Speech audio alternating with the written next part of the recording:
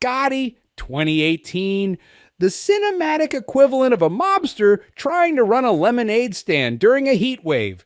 Picture this: John Travolta strutting around in sharp suits, Kelly Preston giving side-eye like she's judging a meatball contest, and a script that feels like it was written by a caffeinated squirrel with a typewriter.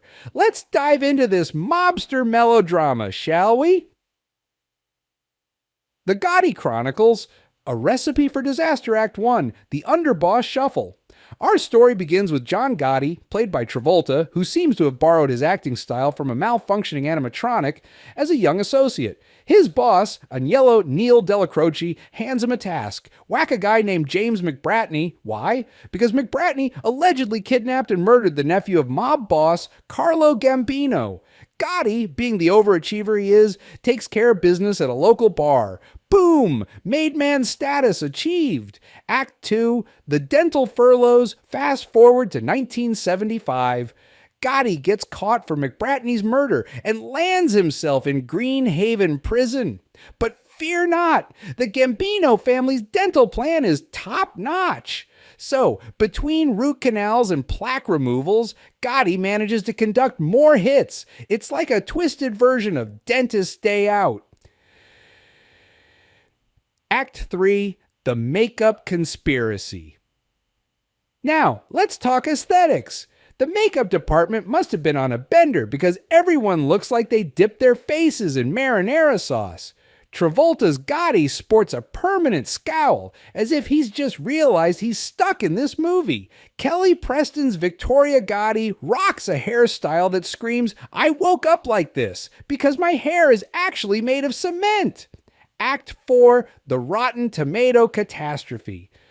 Critics sharpened their pens and went to town on this film. They called it The Godfather's awkward cousin and Goodfellas' distant relative who shows up uninvited to family gatherings. The writing, more cliches than a mobster's secret recipe for spaghetti. The aesthetics, imagine a low-budget Sopranos episode shot through a foggy lens. And the performances? Well, Travolta's Gotti is like a malfunctioning GPS, constantly recalculating, but never arriving at a satisfying destination. Act 5, the Golden Raspberry Awards. At the 39th Golden Raspberry Awards, Gotti was nominated for 6 Razzies. Travolta, bless his heart, snagged a Worst Actor nomination. It's like they handed him a trophy and said, "Congratulations, John, you've officially out-Gotti'd Gotti." Epilogue, the tomato meter hits 0. And there you have it, the movie that defied all odds and achieved a 0% approval rating on Rotten Tomatoes. It's like the film equivalent of a soggy cannoli.